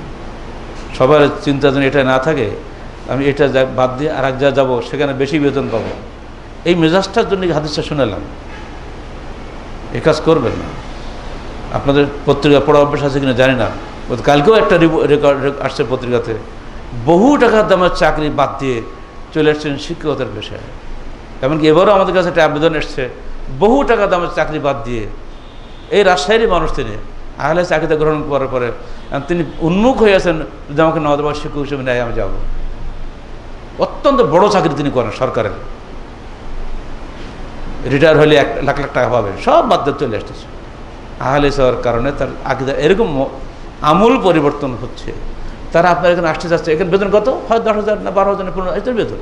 এটা তারা একদিনে নাস্তার করে না। যিনি আসতে চাচ্ছেন তাদের একদিন নাস্তার পাচ্ছেন না এটা, কিন্তু না, উনি বুঝে গেছেন যে জীবনের সুখ বা শান্তি পেতে গেলে টাকা দিয়ে সম্ভব নয়, এটা আলাদা পরিবেশ লাগবে, যে পরিবেশ হবে ইমানি পরিবেশ, সেই পরিবেশে আমি যাব, সেখানে গেলে আমার আত্মা শান্তি পাবে। একজন অ্যাকাউন্ট্যান্টের সঙ্গে আমার জানা আছে, আমার বাড়ির আমার ভাড়াটের ছেলে বাসায় এসে গোপালগঞ্জ চাকরি করে, বাসায় এসে ফ্যামিলি সহ চলে আসছে। যখন আমি তাকে কোলে করে রাজশাহী মেডিকেল নিয়ে গেছিলাম, সেই স্মৃতি আমার মনে আছে। আর এখন সে বড় হয়ে বড় চাকরি করে এখন সে ছেলে মেয়ে নিয়ে আমাকে চলে আসছে। তো কত আগের কথা চিন্তা করেন। বুঝে স্যার, অ্যাকাউন্ট্যান্টের পোস্টে ছিলাম একটা প্রাইভেট কোম্পানির, বহু টাকা বেতন পাইতাম, কিন্তু আমি মিথ্যা ভাষার অ্যাকাউন্ট মানে হিসাবে লিখবো না বলেই আমি চাকরি ছেড়ে দিয়ে চলে আসছি। আমাকে রাখার জন্য নিয়ম পরিবর্তন করে আমাকে দ্বিগুণ বেতন দিতে চাইছিল ওই শিল্পপতি, কিন্তু আমি থাকি। তুমি কোথায়? তা জানি না, আল্লাহকে বলছো আল্লাহ তুমি ব্যবস্থা করো, আমি তোমার জন্য চাকরি ছাড়লাম। ছিলাম ঢাকাতে, চলে গেলাম কোথায়, গোপালগঞ্জে এক মাদ্রাসায় এখন অ্যাকাউন্ট্যান্ট পোস্টেই আছি, বেতন প্রায় মাত্র 15,000 টাকা। অথচ তখন পেতাম প্রায় লাখের কাছাকাছি। কথা বলছে, তোমার এমন মনে কষ্ট নেই? স্যার আমি যে এত খুশিতে আছি আমি বলে বোঝাতে পারবো না। শিক্ষকের কিরকম দু একটা বদ আছে, তারা দুনিয়াদার। আমাদের যিনি পরিচালক দারুণ শক্ত মানুষ, উনি ইংরেজি শিক্ষিত লোক। কোনো শিক্ষক দুনিয়াদারি প্রস্তাব দিনে তো সাড়ে করে দেয়, বাড়ো যাও, দুনিয়া বহু টাকা আসছেন, চলে যাও, এখানে হবে না, এর বেশি বেতন নেই। তার এই কঠোর শাসনের ভয়ে শিক্ষকরা সব টাইট। আর এলাকার মানুষ এত ভালোবাসে মাদ্রাসাটাকে, সব বড় বড় মানুষের সন্তান বলে আমার ছাত্র জায়গা দিতে পারি না। তোমার ছাত্র এখন কত? তখন 3-4 বছর আগের কথা বলছে, এখন প্রায় 1500 ছাত্র, কিন্তু আরও 1500 অপেক্ষমান তালিকা আছে, আগামী বছর এখানে ভর্তি করে, কিন্তু কলেজে দেবো না, হাই স্কুল দেবো না। অথচ তার বাবারা কিন্তু সব বড় বড় মানুষ সব। তো যদিও তারা হানাফি, এটা কি ইমানের প্রশ্ন না? আমরা এই ইমানদার হতে পারছি না কেন? তাদেরকে আমরা বেদাতে বলে ফতোয়া দিয়ে জাহান্নামে পাঠিয়ে দিচ্ছি। তাদের মধ্যে তো ইমান আসে, আমাদের মধ্যে ইমান আসে না কেন? এই তাওয়াক্কুল আলাল্লাহ, এই তাওয়াক্কুল আলামদের মধ্যে খুবই কম। আমরা আপনাদের সঙ্গে ওঠা বসা করি বলি, আলামদের অনেক চরিত্র আমাদের সামনে আছে। সাবধান, অন্যায় পথে টাকা রোজগার করার জন্য এক পা আগাবেন না, আল্লাহ চলে দেন। ওরা তাকুন কাল্লাযিনা নাসুল্লাহ, তারপর কি? এটা আপনার বলতে হবে, এটা আমি বলবো না। যদি আল্লাহকে ভুলে যান, আল্লাহ আপনাকে ভুলে যাবেন। আপনি আল্লাহকে ভুলে শয়তানে পার হয়ে গেছেন, আল্লাহ আপনাকে ভুলবে না। এই জন্য হাদিসটা শুনলাম, মনে রাখেন, অন্তর ঢেলে দিয়ে প্রতিষ্ঠানটা গড়ে তুলুন। অন্তর ঢেলে দেন, আপনার দেহ আমার দরকার না। আপনার প্রধান পরিচয় আপনি ব্যবসায়ী নন, আপনার প্রধান পরিচয় আপনি অন্য কিছু না, আপনি এক প্রধান পরিচয় নওয়াজ মানুষের শিক্ষক। সারা দুনিয়া যে প্রতিষ্ঠানকে মার্কাজ বলে বিশ্বাস করে, এবং এখন তারা বলে যে দেশের রাজধানী ঢাকা, আহলেসের রাজধানী নওদাপাড়া। আলহামদুলিল্লাহ পড়লে শুধু হবে, এটা বজায় রাখতে হবে। ইন্টারনেটে ভেসে আসে মাঝে মধ্যে খবর, আমার কানে, আমার তো সব দেখি না, বুঝিও না, দু একটা খবর আমাকে শোনায় ছেলে। আব্বা এমন থেকে কিছু আগে খবর আসতে বলছে যে আমরা সারা দুনিয়া ইন্টারনেট পড়ি, এখন আমরা সিদ্ধান্ত বুঝে গেছি হক প্রকাশ হয় নওদাপাড়া থেকে। এবার তো আলহামদুলিল্লাহ পড়লেন না? সবারই বলা উচিত। আবার বলেন আলহামদুলিল্লাহ। এই কথাটা বলার পিছনে আপনাদের সবারই মেহনত আছে বলেই তো বলেছে তারা। যদি আমরা সবাই একমুখী না হইতাম, এক মেজাজের না হইতাম, এমনকি এখন বাহির থেকে ফোন এসে ফতোয়া চায় মোবাক্কারের কাছে, বলেন ওকে কামাল ভাস, ও তো কমার্সের মানুষ, কিন্তু ওকে বাদ দিয়ে ফতোয়া দিতে হয়। ঈদের দিন একজন ফতোয়া চাচ্ছে আমাদের একটা ছেলের কাছে, পাগল মরিচ, যে ও তাদের ধারণা নওদাপাড়াতে যারাই থাকে তারাই ফতোয়া দিতে পারে। এই যে একটা মর্যাদা গড়ে উঠেছে নওদাপাড়া, এটা কিন্তু একদিনের প্রচেষ্টা হয়নি। আপনারা কি এই মর্যাদা নষ্ট করতে চান? করবেন না। এই মর্যাদার পেছনে কিন্তু আপনাদের অবদান। এজন্য আমার আকুল আবেদন আপনাদের কাছে, এই মর্যাদা অক্ষুণ্ণ রাখেন। মর্যাদা গড়ে ওঠে খুব কষ্টে, আর ভাঙতে কষ্ট লাগে না, তাই না? একটা গাছ, যারা কৃষক, আমি কিন্তু আসলে আদতে কৃষক, আমার খুব গাছগাছালি ভালো লাগবে। কত খাটনি করতে হয়, একটা বীজ পুঁতে, অঙ্কুর বেরোবে, গাছ সাফ করতে, পানি দেওয়া, এগুলো তাকে করতে করতে বড় হবে, কম দেওয়া ঠিক নাই, ফল হবে কিনা আল্লাহ জানে, কিন্তু এই যে খাটনিটা আমি জানি কিভাবে একটা জিনিস গড়ে তুলতে হয়, এইভাবেই কিন্তু জীবন ভোর আমরা গড়ে তোলার চেষ্টায় আছি। সারা সমাজকে গড়ে তোলার চিন্তা নিয়ে আমরা সংগঠন করেছি, আর প্রতিষ্ঠানগত করেছি ওই একই লক্ষ্যে, যেখানে ধরে কিছু মানুষ তৈরি হয়, হকপন্থী কিছু মানুষ, যারা জীবন যাবে হক ছাড়বে না, যারা মানুষের উপরে তাওয়াক্কুল করবে না, সর্বাবস্থায় আল্লাহর উপরে তাওয়াক্কুল করবে, আল্লাহর উপরে ভরসা করে দুনিয়ায় কাজ করবে। টাকা দিয়ে মর্যাদা আসে না, তাহলে তো কারণের মর্যাদা বেশি হতো, তাই না? টাকা ছিল না মুসার, মর্যাদা কার বেশি? মুসার বেশি না তার চাস্তো ভাই কারণের বেশি? এটা বুঝতে পারেন না? আপনাদের টাকা নাই, টাকার কোনো প্রয়োজন নাই, আপনি নদরবা মাদ্রাসার শিক্ষক, যে এটুকু বলে জান না বাজার দেন, কী করে আপনার অবস্থা কী হয়? আমি নদরবার ছাত্র, আর কিছু বলতে হবে না, সুন্দর লেবাসে পোশাক আপনি থাকেন, গাড়িতে পর্যন্ত আপনাকে সম্মান করবে, পুলিশে আপনার হুন্ডা ধরলেও আপনি নদরবার ছাত্র, যান যান যান। আমরা মাইক্রোনের রাস্তাঘাটে যাই, আমাদের সাথী যারা প্রায় সব জানে, ওই ড্রাইভার দেখে অনেক সময় কাগজপত্রের সমস্যা থাকে না, ধরা খেয়ে গেছে, ড্রাইভার বলছে গাড়িতে স্যার বসে আছে, অনেক সমস্যা, কোন স্যার? তখন আমাদের নাম বলে, ওহ তাই, ওই সব চলে এসে সালাম দেয় জানলার বাড়িতে, স্যার স্যার বেয়াদি, ওই স্যার মানে ক্ষমা করবেন। কিসের মর্যাদা এটা? ওই পুলিশগুলোকে আমার কাছে পড়েছে নাকি কখনো? এই মর্যাদা রক্ষা করুন ভাই, আমার কাছে কিছু বলার নেই। ছাত্র হন, শিক্ষক হন, সবার কাছে আমার একান্ত আপিল, এই ছাত্রগুলো গড়ে তোলে, এই ছাত্রগুলো যেন বেয়াদব না হয়। আমার চোখে পড়ে অনেক সময়, যা আমার খুব খারাপ লাগে।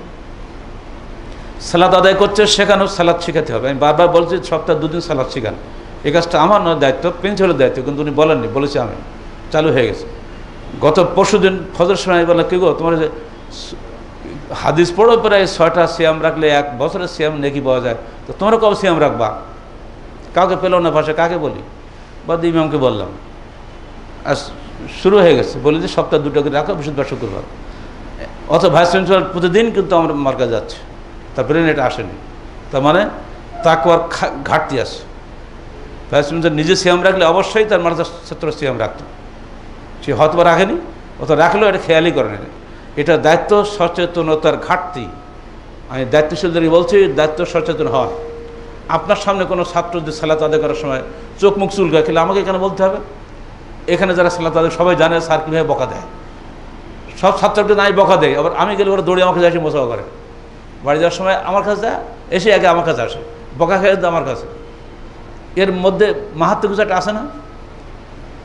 আমি বলি প্রত্যেকটা শিক্ষকের দায়িত্ব ছাত্রদেরকে সংশোধন করা, প্রত্যেকটা শিক্ষকেরই দায়িত্ব সংশোধন করা। ওই পাশে যখন আমরা যাই, এতে বছরে একবার, তখন যে পেশাবখানা সাফ হয়, এর আগে সাফ হয় না। কারণটা কি? আপনার শিক্ষক না, আপনার বাথরুম করেন না, ম্যাথর আছে, শৈবার সবই আছে, টাকা দিতে নিয়মিত, কিন্তু কিচ্ছু করেন না, কোনো উন্নতি নাই। এর কারণ একটাই, আপনাদের চেতনার অভাব। জুমার খদ্দ আপনারা জানেন, আমি বলি সভাটা রেডি করে রাখো, আমি যাচ্ছি ছাত্র ঘুরে বেড়াচ্ছি। রমজানের মধ্যেও যেখানে সবসময় মানুষ ইমানের পরে থাকে বেশি, সেখানে একই অবস্থা। অথচ আপনারা শিক্ষক আছেন, আবাসিক শিক্ষকদেরও দায়িত্ব আছে, প্রশাসক আছে, প্রত্যেকটা শিক্ষকের দায়িত্ব আছে, এই সাথে বড় ছাত্রদেরও দায়িত্ব আছে ছোটো ছাত্রদের কন্ট্রোল করা। কিন্তু এখানে যেন মনে হচ্ছে কারোরই কোনো দায়িত্ব নয়। একটু এখন তো মাদ্রাসা কোনো দৌড় দিতে পারবো না, এখন ওয়েল এখন কী বলবো এটাকে, প্রটেক্টেড। ও পাশে বন্ধ, এ পাশেও বন্ধ, গার্ড দুদিকে। এখন আপনারা কী কৈফিয়ত দেবেন? আগে তো মিটিংয়ে বসলেই বলতেন স্যার মাদ্রাসার দেয়াল দেওয়া দরকার, এখন কী দেবো বলেন এবার? তাহলে ছাত্রদের উন্নতি হয়নি কেন? শিক্ষকদেরও কোনো উন্নতি হয়নি। ওইখানে 3-4 শিক্ষক থাকেন ও পাশে, তাদের কোনো কিছু বুঝতে পারি না আমরা, এখানে কিছু ছাত্র কিছু শিক্ষক আছে, একটা শিক্ষক থাকে যথেষ্ট ছাত্রদের জন্য, কিন্তু হাজার হাজার ছাত্র তো নাই, কয়েকটা ছাত্র থাকে মাত্র, তারা বেশ সময় ছাত্র নাই। আউট থেকে লোক না গেলে তারা জামাত শুরু করতে পারি না। তাহলে কী ছাত্র তৈরি হচ্ছে এখানে? দায়িত্ব আপনাদের, মনে রাখবেন কথাগুলো। আর অন্যরা যা বলবে এখানে না দেখা উপদেশ, আর আমি কিন্তু 5 ওয়াক্ত সালাত থাকি বলে আমার উপদেশ আলাদা, আমি তারা মিস করে নিতান্ত বিপদে না পড়লি। কেন এটা হয় না? এর কৈফিয়ত যেমন আমার কাছে আপনাদের দিতে হবে, মৃত্যুর পরে আল্লাহর কাছেও দিতে হবে। কারণ আমরা আপনাদের হাতে ছাত্রগুলো ছেড়ে দিয়েছি, আপনারা কি দেখেন না? আমার সন্তান আপনাদের ছাত্র নয় কি? আমার 3টা ছেলে আপনাদের ছাত্র, এমনকি আমার মেয়েও আবার হাফেজ সাহেবের ছাত্রী। এটা বলতে পারবে না স্যার আপনি বড় লোক মানুষ, আপনার ছেলে তো বিদেশে পড়ছে, ও তো বড় হবেই, এটা বলতে পারবে না। এই বলার ক্ষমতা আপনাদের নাই। নওদয় মাদ্রাসা যে প্রতিটি ছাত্র শিক্ষককেই আমার ছেলেরা ওস্তাদজি বলে ডাকে, ওরা যত বড়ই হোক না কেন ওস্তাদজি বলতেই হবে। এটা আমি কেন রেখেছি? যাতে আপনাদের মর্যাদা অক্ষুণ্ণ থাকে আমার সন্তানদের কাছে। আর আপনারা আমাদের সন্তানদের উস্তাদ, শেষ হয়ে আপনারা আমার কাছেও সম্মানের পাত্র। এজন্য আমি দয়া করে অনুরোধ করছি, চেতনা সম্পন্ন হন। চেতনাহীন মানুষ লাশের চাইতে খারাপ। চেতনাহীন হবেন না, যার যা দায়িত্ব পুরোপুরি পালন করুন। আপনার প্রধান ফিল্ড হচ্ছে আপনার ছাত্র, অন্য লোক না। পরিশেষে আপনাদের সবাইকে ধন্যবাদ জানাচ্ছি, আর কথাগুলো মনে রাখার জন্য আবেদন জানাচ্ছি। এই ছাত্র আপনার সাদকা জারিয়া, হাদিসে আছে 3টা জিনিস সাদকা জারিয়া, তাই না?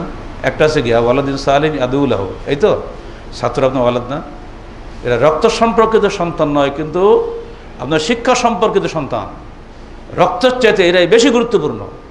রক্তের সম্পর্কিত সন্তান নাস্তিক হতে পারে, বেঈমান হতে পারে, বাপকে গলা টিপে হত্যা করতে পারে, মাকে জবাই করতে পারে, কিন্তু এই সন্তান কখনো আপনার গায়ে হাত দেবে না।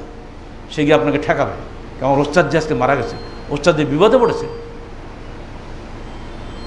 হাফেজ উত্তরে মনে নেই কি অবস্থা থেকে আমার মেয়ে ওনাকে ঠেকায় সেদিন। সব কাগজপত্র লেখা শেষ, ঢাকায় নিয়ে যাবে। মেয়ে তো মাত্র কেবল কলেজে ঢুকেছে ইন্টারনি, তো হবে না স্যার কী বলছেন, ইনি আমার ওস্তাদ। এই অবস্থায় গেলে রাস্তায় মারাও যাবে, কোনো অবস্থায় আমি যেতে হবে না, ওটা আমার ওস্তাদ। তখন ওস্তাদ শোনার পরে তখন প্রফেসররা কাগজ কেটে দিয়ে আবার ওনাকে ভর্তি করাইছে। ওই মেয়ে যদি ওস্তাদের প্রতি সম্মান না দেখাতো, আজকে হাফেজ উত্তর বসতে পারতো না। যদি বলছি সন্তানের চাইতে ওস্তাদ ছাত্র অনেক গুণ বেশি কাজ করে অনেক সময়। অর্থাৎ দয়া করে ছাত্রদেরকে পর ভাববেন না, ওরাই আপনার আপন। কিন্তু আপনার একটা ছেলে যদি প্রতিবন্ধী হয় কোনো কাজে লাগবে? কিন্তু এই ছাত্র কিন্তু প্রতিবন্ধী না, ও জান দিয়ে আপনার বাজার করে দেবে, আপনার সব কাজ ওই করে দেবে। আপনার জন্য সে হেন কাজ নেই, সে করবে না। এমনকি আমি জানি, আমি 2 বছর আগে গেছিলাম ফুলবাড়ি, এই গত বছর 20 অক্টোবরে ময়মনসিং, যেখানে বসার জায়গা ছিল, এক বুড়ো বাট্টা লোক আসছিল না, দায়িত্বের সব সাথে একদম মুখটা এমনি থাকলো, দেয় জাফর তুমি কেমন আছো? লাভ ধরছে, স্যার আপনি আমার নাম মনে রাখছেন এখনো? সে নানা হয়ে গেছে, আর অনেক কিছু হয়ে গেছে, রিটায়ার করেছে। জাফর তুমি কেমন আছো? সমস্ত আলামরা চমকে গেছে, বলে কি স্যার একে নাম ধরে ডাকলো?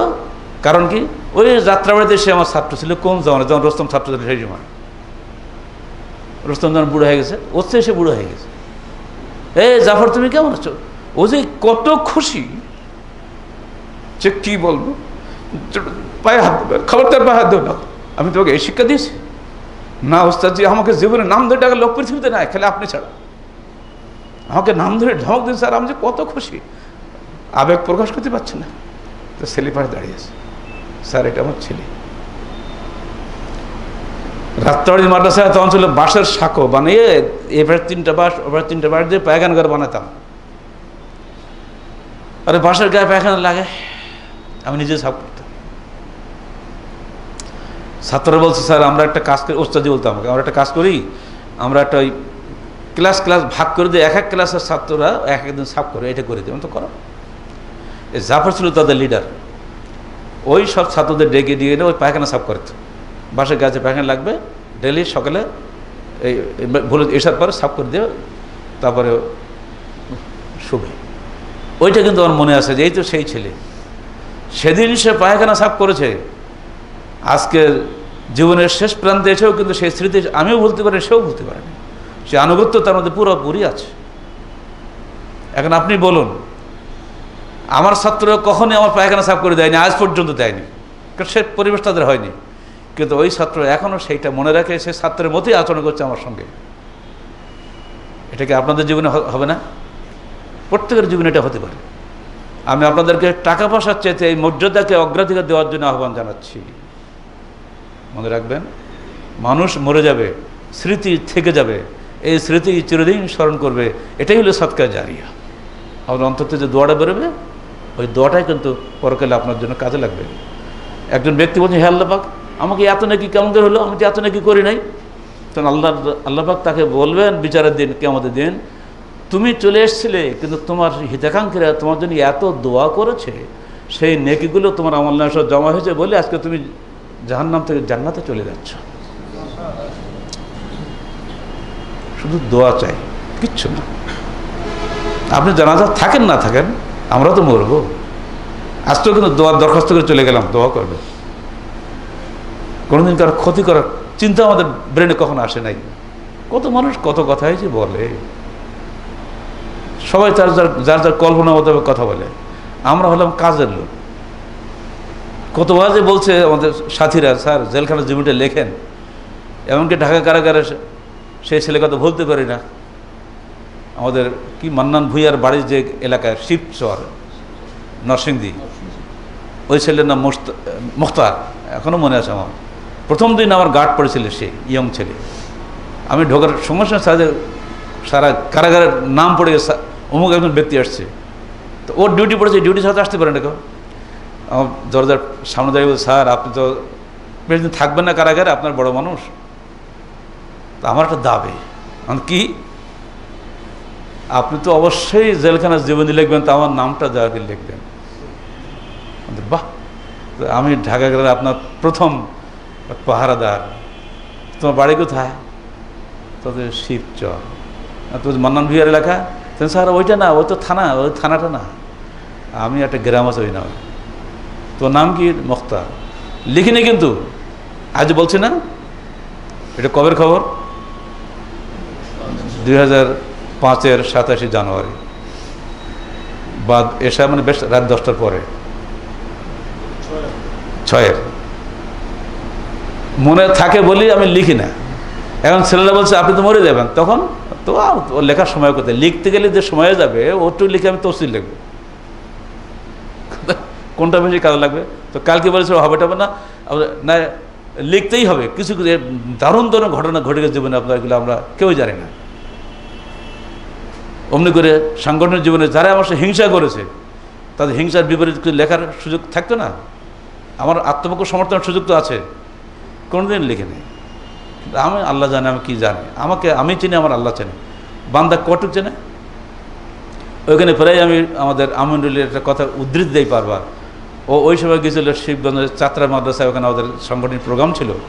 ওকে জিজ্ঞেস করেছে আমাদের সম্পর্কে, তখন তো বদনামের শেষ নেই, কারণ মোনাজাত পার্টি আমরা নই, মোনাজাত বিরোধী লোক। তখন কত যে লানত আমার উপরে পড়েছে তা তো ঠিক নাই। কত মানুষের বদভজ আমি পেয়েছি, যদি ওগুলিতে ওজন করলে বোধ হয় গাদা গাদা হবে। তো ও বলছে ওই সব বিষয়ে জবাব দিতে গেলে যে সময় লাগে, সে সময় আমার নাই, সেই সময়টা আমি সাংগঠনিক কাজে ব্যয় করব। আমাদের ওই কথা আমাদের মুগ্ধ শুনি, আমি আমার সেক্রেটারি নুর ইসলাম মুগ্ধ শুনছিলাম, ওইটা আমি বহু জায়গায় আমি এই উদ্ধৃতি দেই। দেখো আমাদের সংগঠনের কর্মীরা কর্মে বিশ্বাসী, গিবতে তহমতে এত জবাব দেওয়া বিশ্বাসী না। ওগুলো লোকে কারণ যারা গিবত করে তারা গোনা ভাগ পাবে, ওটা জবাব দেওয়ার জন্য আল্লাহর বান্দা আমাদের পক্ষ থেকে তৈরি হয়ে যাবে, তারাই তার জবাব দেবে। আমাদের জবাব দেওয়ার সময় কোথায়? আমরা এসে কাজ করার জন্য। এই মেজাজ যদি আপনাদেরও তৈরি হয়ে যায়, নর্দমার প্রত্যেক ছাত্র শিক্ষক এবং কর্মকর্তা আমরা যারা আছি কমিটির, যদি আমরা ছেলে কর্মমুখী হই, অটোমেটিক আল্লাহ আপনার কাজটা নিজে করে দেবেন, আপনার কিছু করা লাগবে না। আপনি ভালো না মন্দ ওটা আল্লাহ বলে দেবে। এই হাদিসটা কি মেশকাতে নাই যে আমি যখন কোনো বান্দাকে কবুল করি তখন ফেরেশতাকে বলে দাও আমি ওকে কবুল করেছি, আছে না মেশকাতে প্রথম দিকে হাদিসটা? তো ওটা আল্লাহর কাজ। আমি কেন বলবো আমি ভালো কি মন্দ আল্লাহ বলে দিক। আল্লাহর ফেরেশতা বাহিনী আছে, আল্লাহ কি কিছু নেই নাকি? আল্লাহ বলে দেবে, আমার কোন দায় পড়ে গেছে? আলহামদুলিল্লাহ এই মেজাজের উপরে আপনারা চলছেন, আমরাও চলছি বলে আজকে কিন্তু এইখানে বসা যাচ্ছে। মানে যে ঘটনা আপনাদের সামনে ঘটে গেছে, এখানে বসতে পারতাম নাকি আমরা? এই পিছনের কথা স্মরণ করেন, ভুলে যাবেন না।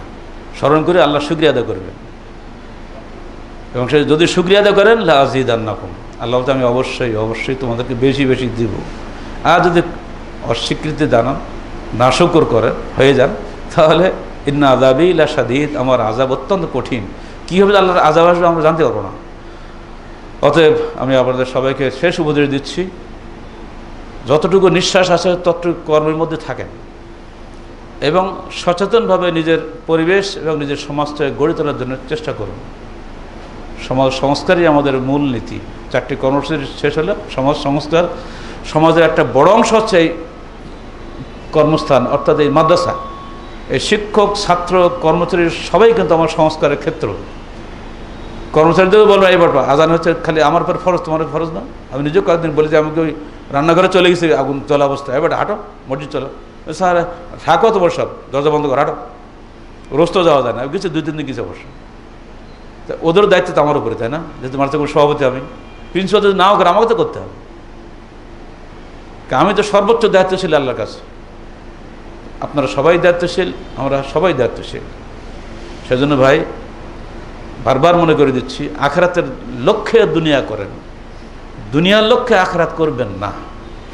আলেমুল আমরা অধিকাংশ আজকে দুনিয়ার জন্য দিন করেন, দিনের জন্য দুনিয়া করেন না, যেটা আমি প্রায় বলে থাকি, আবার আজকে মনে করে দিই, যিনি দুনিয়ার জন্য দুনিয়া করবেন, দুনিয়া সব পাবেন, আখিরাত পাবেন না। আর যিনি আখিরাতের জন্য দিন করবেন, দুনিয়া করবেন, তিনি দুনিয়াটাও পাবেন, আখিরাতটাও পাবেন। হাদিসটা শুনলেন তো, আল্লাহ তকদির যা লেখছে তার না খেয়ে কেউ মরবে না। আপনারা আখিরাতের জন্য মাদ্রাসার শিক্ষক হয়েছেন, দুনিয়াটাও আলহামদুলিল্লাহ আপনাদেরকে আল্লাহ দিবেন, আল্লাহ আপনাকে না খেয়ে রাখবেন। একটু তাকান নিচের দিকে, আপনার চাইতে আরো বহু নিম্ন স্তরের মানুষকে পৃথিবীতে নাই।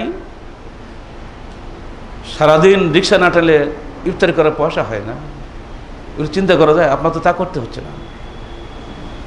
এই যারা রাজমিস্ত্রি করে ওই জোগাড়িগুলো দেখেন না, কত কষ্ট করে ইট মাথা গুনে কাজ করছে, আপনাকে তাদের চেয়ে ভালো নাই? শুধু টাকা দিয়ে মাপলে হবে না, আনুষ্ঠানিক মর্যাদা দিয়েও মাপতে হবে। এরপরে যদি কেউ দুনিয়ার জন্য আখেরাত করে, সে দিনও হারাবে, আখেরাতও হারাবে।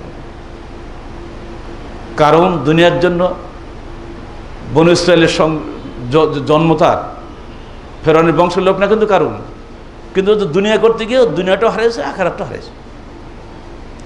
আমাদের জন্য এটা না হয়, দুনিয়াকে মুখ্য করবেন না, আখেরাতকে মুখ্য রাখেন। দুনিয়া গৌণ হলেও ওটা অতটুকু অবশ্যই আসবে যতটুকু আপনার তকদিরে আছে, তার বাইরে যত লাফালাফি করেন পাবেন না। অতএব দিনের জন্য দুনিয়া করবেন না। হাদিসটা তো বহুবার বলছে, প্রতিদিন সকালে উঠবে কাফের হয়ে, সন্ধ্যায় ঘুমাবে মুমিন হয়ে, তারপরে সন্ধ্যায় ঘুমাবে কাফের হয়ে, সকালে উঠবে মুমিন হয়ে। কারণটা কি? আল্লাহ রাসূল কি বলছেন? আবিউর রাজুল দীনাহু বিগারাজিদ দুনিয়া, দুনিয়ার গরজে সে দিন করত। বলুন আপনার কি এই দলভুক্ত হতে চান? আগ্রহের সঙ্গে না বলেন, আল্লাহ খুশি হবে। দুনিয়ার জন্য কি দিন করবেন? আখিরাতকে লক্ষ্য নেবেন? দুনিয়াকে অবশ্যই বড় মনে করবেন না। চলার পথে প্রতি মুহূর্তে দুনিয়া এবং আখিরাতের সংঘর্ষ হচ্ছে, প্রতি মুহূর্তে দুনিয়া এবং আখিরাতের সংঘর্ষ আপনার সঙ্গে হচ্ছে। দুনিয়ার লোভ সামনে আসছে, আপনাকে অবশ্যই দুনিয়ার স্বার্থ ত্যাগ করতে হবে, আখিরাতে অগ্রাধিকার দিতে হবে, তাহলে আপনি উভয় কালে লাভবান হবেন। আমরা বলেছি মার্কেট বন্ধ করা আজানের সময়, যদি বন্ধ হয়ে যায়, এই যে বন্ধ করলেন, হয়তো 10টা খদ্দের ফিরে গেল, কিন্তু আপনি আখিরাতে লাভবান হবেন। কীভাবে আল্লাহ দুনিয়া আপনার দিয়ে দেবে আপনি জানেন না। যদি নওদাবাদ মাদ্রাসার সঙ্গে মার্কেটটা সংযুক্ত, এখন এই মার্কেট যদি আমাদের আদর্শ মোতাবেক চলে, ইনশাল্লাহ এই মার্কেটের ওসিলায় পুরো সাহেববাজার মার্কেট একদিন পরিবর্তন হয়ে যাবে। আপনারা নিজেরা আদর্শ হন, দুনিয়া আপনার অনুসরণ করবে, আপনার রুজি আল্লাহ বাড়িয়ে দেবে। কীভাবে আপনি জানেন না। যারা রুজির মালিক আল্লাহকে বিশ্বাস করে, আল্লাহ তাদেরকে না খেয়ে রাখে না। রমজান মাসের দীর্ঘ ছুটি পরে এসছেন, আপনাদের সফলতা কামনা করি। সবাইয়ের উপস্থিতি ধারণা করেছিলাম, একজন আজকে নাই, তিনি চাকরি ছেড়ে চলে গেছেন অন্য জায়গায় বেশি বেতনের আশায়। এরকম আগেও অনেকে গিয়েছেন, এখানে তালিকা দেখলাম, তার নামটা এখানে নাই, থাকা তো দরকার ছিল আগে। মনে রাখবেন, চলে যান, কাউকে আমার বাধা দেব না। নিজেকে সবচেয়ে শ্রেষ্ঠ শিক্ষক মনে করবেন না। আপনার সাথে শ্রেষ্ঠ মানুষ পৃথিবীতে আল্লাহ সৃষ্টি করেছেন, তকদির থাকলে তিনি এখানে চলে আসবেন। এখানে যাকে আল্লাহ মঞ্জুর করবেন, এখানকার আদর্শ আকীদার মোতাবেক তাকে চলতে হবে। এর বাইরে নিজস্ব আকীদা আমল এখানে ঢুকানোর চেষ্টা করবেন না। এই সালাতে যে নষ্ট করেছে আমার ছাত্রগুলোকে, আমি বরদাস্ত করতে পারি না। কালকে পর্যন্ত একটা ছেলে এই যে ফটকা ঢুকে পড়লো আমার পাশে, ও আর রাত পড়েনি, ফজর এবার ওঠো, আর রাত পড়ো, উঠবে না, নবীর ওস্তাদ আর একজন যাকে ভালোবাসে, শেষটা ধমক দিলাম, তখন উঠলে আরেক লাখ পড়লো, বেটা তুই তো সূরা ফাতিহা পড়িস নাই। ওকে ফতোয়া নিশ্চয়ই আপনারা কেউ দিয়েছেন, সূরা ফাতিহা না পড়লেও কেরাত জামাত হয়ে যাবে। কোনো কোনো মসলা ইখতিলাফ থাকতে পারে, এখানে যেটা চলছে আপনার সেটা মেনে চলতে হবে, কিন্তু হাদিস বিরোধী কোনো কিছুই মসলা এখানে নাই মনে রেখে দেন। ঈদের জামাত ভাঙার জন্য চেষ্টা চলছে না, ভুলে গেছেন আপনারা? 60 হাত দূরেও মসজিদ নাই, সেখানে আবার ঈদ হয়, একটু আকাশে মেঘ উঠলেই আলাদা জামাত করা ঘোষণা হয়ে যাচ্ছে, একটু বৃষ্টি হলেই তোমরা এখানে ঈদ পড়বা। তার মানে কারণ উনি হাদিস জানেন না, অর্থাৎ তার পক্ষে বলা সম্ভব। আপনি আলেম মানুষ, আপনি কি সাপোর্ট করলেন? আপনার কৈফিয়ত দিতে হবে না, কারণ আপনার জানা আছে যে ঈদটা পড়াইলে 2000 টাকা আমার পকেটে আসবে। আপনি দিনকে দুনিয়ার বিনিময়ে বিক্রি করেছেন, খবরদার এই সমস্ত আলেমরা। আর মাদ্রাসার শিক্ষক যারা আছেন তাদেরকে অবশ্যই টাকাকে তুচ্ছ মনে করতে হবে। আমাদের নীতি আপনাদের বলে দিই, ভালো করে আজকে শুনে রাখি। বক্তৃতার জগতে আমরা যারা আছি, আমাদের যারা বক্তা, অর্থাৎ আমাদের সংগঠনের ভুক্ত বক্তা যারা, বাইরে বলবেন না, তারা সব জায়গায় ওয়াজ করে, সারা দেশ আমরা সফর করি না। যদি তারা আমাদের যাতায়াত খরচ দেয় বা কিছু বেশি দেয়, সঙ্গে সঙ্গে আমরা বলে দিয়েছি রসিদ লেখো, সংগঠন তাকে যতটুকু দেবে, অর্থাৎ যাতায়াত খরচটা দেবে, ওইটা ছাড়া বাকি সব সংগঠন যোগ হয়ে যাবে, সাদকা জারিয়া চলে যাবে। ওই টাকা দিয়ে আপনি পকেট ভারী করবেন, ছেলের জন্য মিষ্টি কিনে আনবে, এটা চলবে না। তার মানে কি? আপনি ওয়াজের ব্যাপারী নন, ওয়াজের ব্যবসায়ী নন, আপনি আখিরাতের ব্যবসায়ী। আপনি একটা ওয়াজ করলেন, কোরআন হাদিস শুনালেন, বহু মানুষ খুশি হলো, বিনিময়ে একটু টাকা নিলে ওই আয়াতের বিরুদ্ধে হবে, যেখানে আল্লাহর নবীরা বলছেন লা আসআলুকুম আজরান ইন আজরিয়া ইল্লা আলাল্লাহি রাব্বিল আলামিন। নূহ থেকে মুহাম্মদ পর্যন্ত সকল নবী একই কথা বলেছেন। সূরা শুআরা পড়ে দেখেন, প্রায় 16-17 জন নবীর কথা আল্লাহ প্রত্যেক নবী একই কথা বলেছেন, আমরা তোমাদের কাছে কোনো উজরত বা পুরস্কার চাই না, মজুরি চাই না। ইন আজরিয়া ইল্লা আলাল্লাহি রাব্বিল আলামিন, আমার পুরস্কার আল্লাহর কাছে আছে। সেই নবীর হাদিস আপনি শোনাবেন, সেই আল্লাহর কোরআন আপনি শোনাবেন, তারা পয়সা নেননি, আপনি পয়সা নেন কেন? তাহলে কি আপনি নবীদের সঙ্গে জান্নাত পাবেন? এই টুপি দাড়ি জব্বা টব্বা সব কবরে, আপনার বউ আপনার ছেলের সব গাতটা খুলে নেবে, কাফন পড়ে কবরে ফেলে দিয়ে আসবে। অর্থাৎ টুপি দাড়ি আর জব্বা দিয়ে জান্নাত আশা করেন না, খবরদার। ওয়াজ বিক্রি করে ব্যবসা করবেন, নওদয় মাদ্রাসার শিক্ষক হয়ে, এটা চলবে না। আপনারা এগুলো শিখান মানুষকে যে আমরা ওয়াজ করি, তোমরা ওয়াজ করো। আমাদের ওয়াজে আর তোমাদের পার্থক্য এই, আমরা ওয়াজ বিক্রি করে বাড়িতে বিল্ডিং করি না, জমি কিনি না। আমরা ওয়াজ করে মানুষের কাছ থেকে টাকা পাই, যাতায়াত খরচটুকু খেলে নেওয়ার হক আছে, এরপর যদি আমার ক্ষমতা থাকে ওটাও নেব না। এই যে আদর্শ, আস্তে আস্তে একটা সমাজ পরিবর্তন করতে গেলে আপনি কি বক্তৃতা দিয়ে হবে নাকি? বক্তৃতার সঙ্গে আমল লাগবে না? সাহাবায়ে কেরামের আমল ছিল না? আপনার আমল থাকতে হবে, আপনার মধ্যে এই আচরণের মাধ্যমে সমাজ পরিবর্তন হবে। আপনি একটা কাজ হয়তো একদিন করেছেন, সঙ্গে সঙ্গে সারা দুনিয়া খবর হয়ে গেছে যে নওদপাড়ার বক্তারা আসে, টাকা নেয় না, কিন্তু তাদের টাকা দিলে তারা সংগঠনকে দেয়। এই সংগঠনের গেলে ওই যিনি দিচ্ছেন তার নাকি বেশি হয়। এখন টাকা আমরা বেশি পাচ্ছি। এখন গতবার আমরা যত খবর করেছি আমাদের আর উদ্বৃত্ত হয়ে গেছে। আগে কিন্তু মানুষ বুঝতে পারে না, এখন বুঝছে বিষয়টা। মানুষটা একটু সময় দিতে হবে। আপনারা আপনাদের বিষয়টা খেয়াল রাখবেন, দিন বিক্রি করে দুনিয়া হাসিল করবেন না, মনে থাকবে। আবারও বলছি, দিন বেচে দুনিয়া হাসিল করবেন না, দিন বিক্রি করে আখিরাত বিক্রি করে দুনিয়া হাসিল করবেন না। তার এই হাদিসে, মুসলিম হাদিস এটা, যে সে কাফেরে ঘুমাবে, ওয়াজ করে আসছি, বিরাট ওয়াজ করে আসছি, ঘুমাচ্ছি কিন্তু কাফেরে, কারণ পকেটে টাকা চলে আসছে। যেখানে টাকা কম দেয় ওখানে যায় না, দাওয়াত নেই না, টাকা বেশি দেয় ওখানে যায়। তাই কী হলো? দুনিয়া দিন বিক্রি করা হলো না? এই হাদিস অনুযায়ী সে কাফের, সে মুসলমান না। আপনারা বেয়াদবি নেবেন না ভাই, হাদিসে ভাষা বললাম, কিন্তু আসলে মূল হাকিকি ওই কাফের নয় যে মুখরিজ আনিল মিল্লাহ, ওই কাফের নয় যে সে নাস্তিক। এখানে কুফরানি নিয়ামত বলা হয়েছে, অর্থাৎ সে কবিরা গুনাহগার হলেও তাকে অবশ্যই অবশ্যই অবশ্যই জাহান্নামে যেতে হবে। এরপরে ওই ঈমানের কারণে শেষের দিকে হয়তো আল্লাহ পাক তাকে ইজ্জতি ও জালালি ও কিবরিয়াই লা খুরজান্না মান কালা লা ইলাহা ইল্লাল্লাহ সিদকাম মিন কলবিহি, ওই হাদিসের আওতায় হয়তো লাস্টে গিয়ে সে জান্নাতে চলে যাবে। আল্লাহ রাসূলের তো সাফাত শেষ হয়ে যাবে।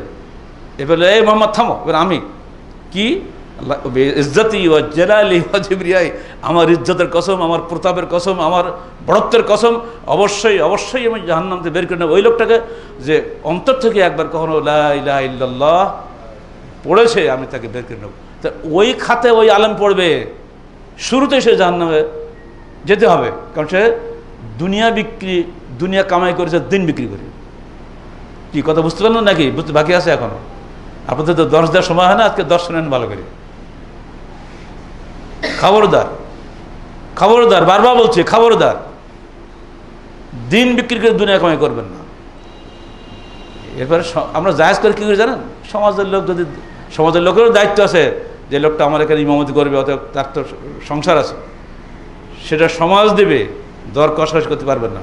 কিন্তু ওয়াজ করা কি বড় কাজ নাকি? ওটা তো আপনার হক, আপনি আলেম, আপনি শিখছেন লেখা, ওয়াজ করার জন্যই তো। বাল্যে আন নেই, খালি বললে হবে নাকি? পৌঁছে দাও আল্লাহ আয়া ইল্লা বিল মাল, আছে হাদিসে, মাল ছাড়া ওয়াজ করে না বলা আছে। ওয়াজ করুন একদিন, আপনি আত্মীয় বাড়ি যান না, একদিন থাকেন না, ওরকম মনে করেন একদিন আল্লাহ যে আপনার সুযোগ দিয়েছে কথা বলার, এটা আল্লাহ শুকরিয়া আদায় করেন।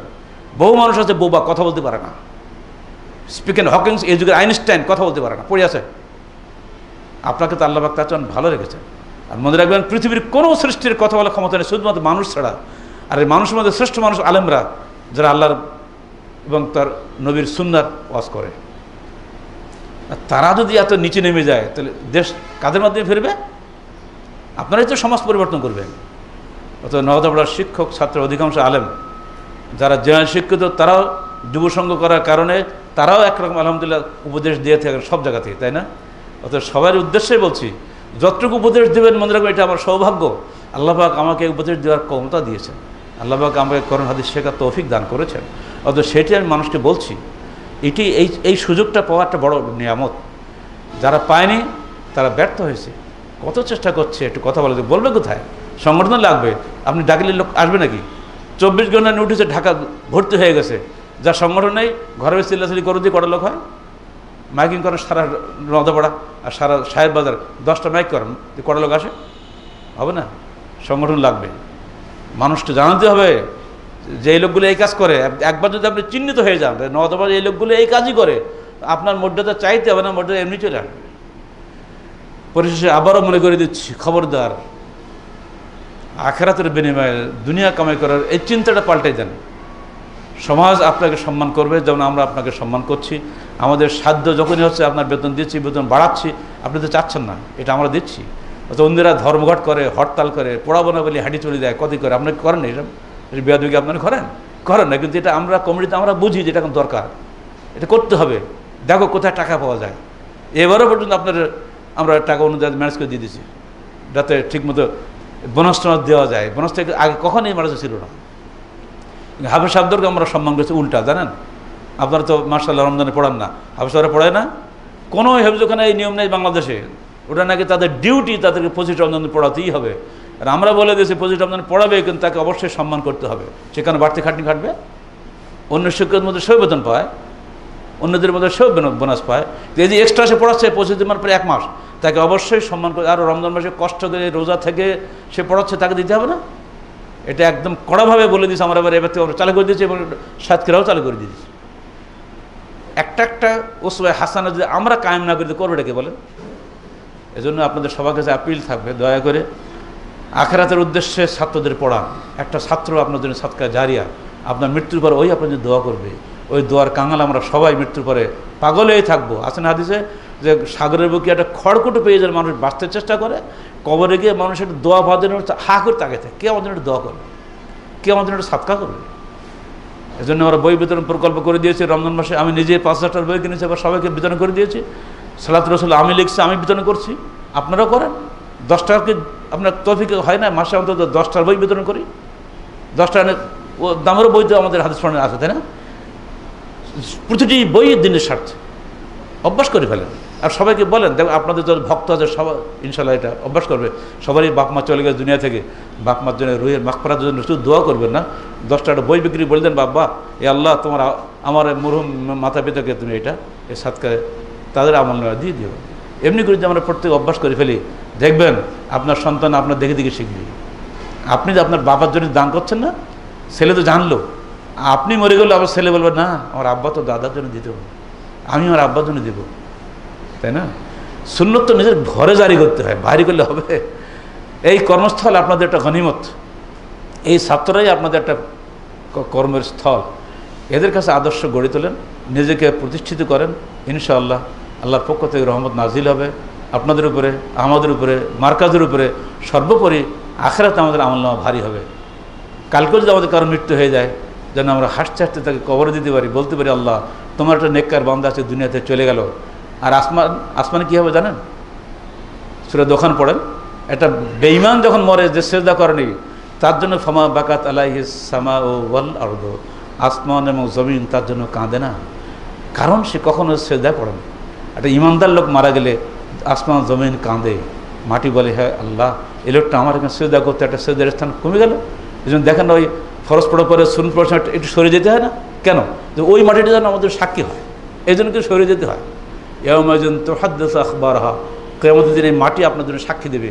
নওদাপাড়ার মাটি, ঘাস, বালু, কণা পর্যন্ত সাক্ষী হবে, প্রত্যেক ইট আপনার সাক্ষ্য হবে, এ আল্লাহ এই মানুষগুলো এখানে দিনের শিক্ষক ছিলেন, এখানে সহিহ হাদিসের শিক্ষক এনারা দিতেন, এদের আমলে আখলাকে সব দিকে উন্নত মানের মানুষ, আল্লাহ তুমি এদের ক্ষমা করো।